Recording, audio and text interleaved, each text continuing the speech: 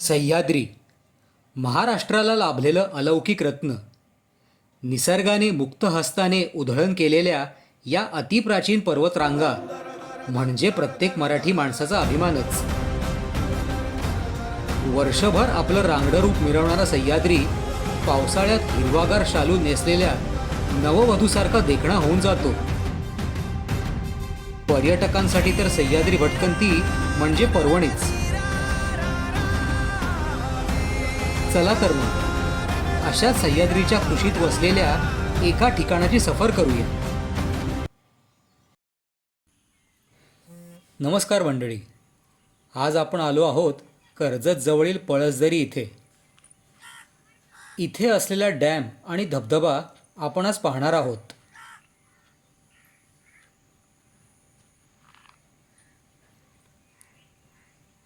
तसं तर पावसाचे दिवस, पण माझ्या भटकंतीच्या दिवशी नेमकी पावसाने दडी मारल्याने चांगलंच ऊन होतं.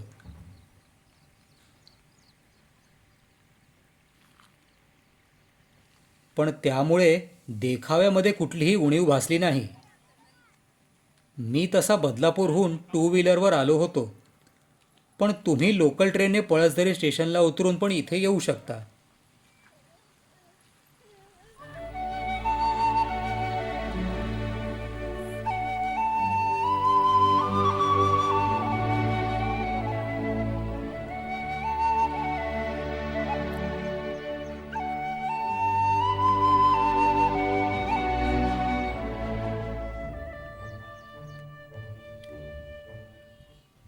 डॅमवर पोहोचल्यावर मला सभोवतालचा सुंदर देखावा दिसला आणि क्षणभर मी स्तिमित झालो.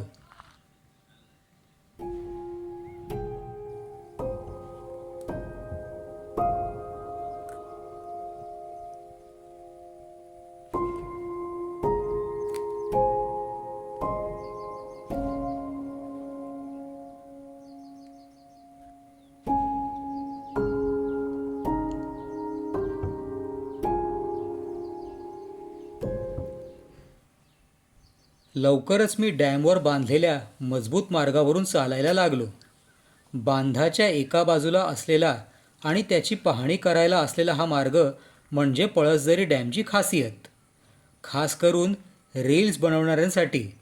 पण प्लीज सांभाळून, बिकॉज सेफ्टी कम्स फर्स्ट.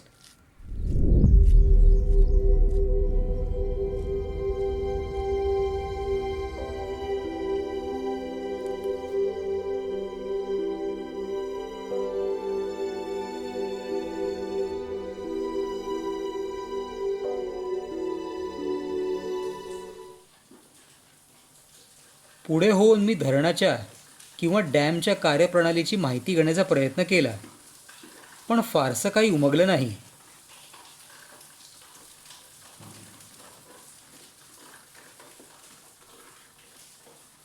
तसं इथे जवळ बसून काही स्थानिक मासेमारी पण करतात.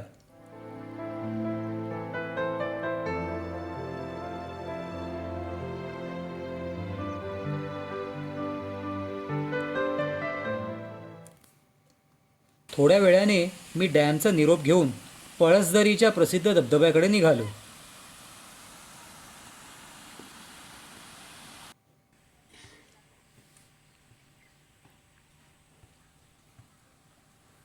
या मार्गात असंख्य छोटे ओढे, गर्द झाडी, असंख्य फुले आणि त्यावर असणारी फुलपाखळे न्याहाळत मी पुढे झालो.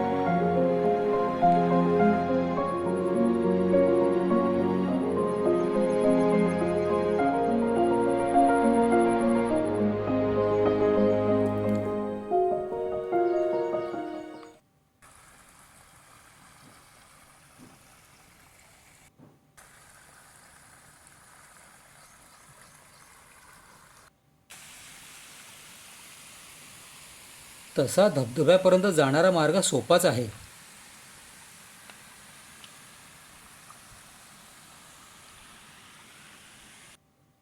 थोड्या वेळाने मी एका छोट्याशा धबधब्यापर्यंत पोहोचलो. हा मुख्य पळसदरीचा धबधबा नव्हे. मी इथे थोडंसं थांबून घेतलं, कारण उकाड्यानं आणि दमट वातावरणानं पुरता दमून गेलो होतो.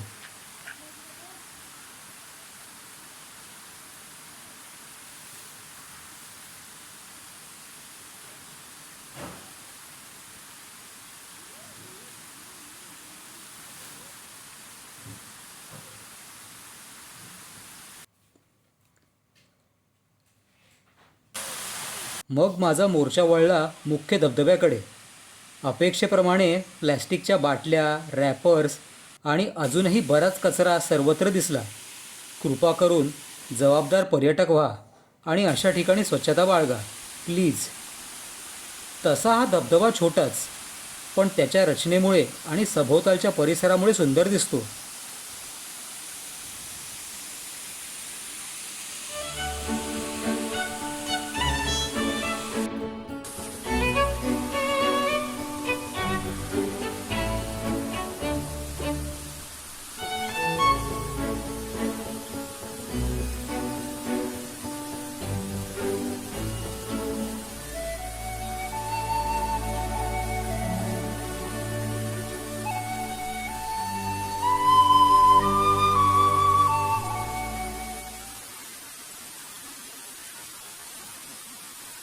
मी अशा सुंदर धबधब्याचे सौंदर्य मनसोक्त पाहून परतीच्या मार्गाला लागलो.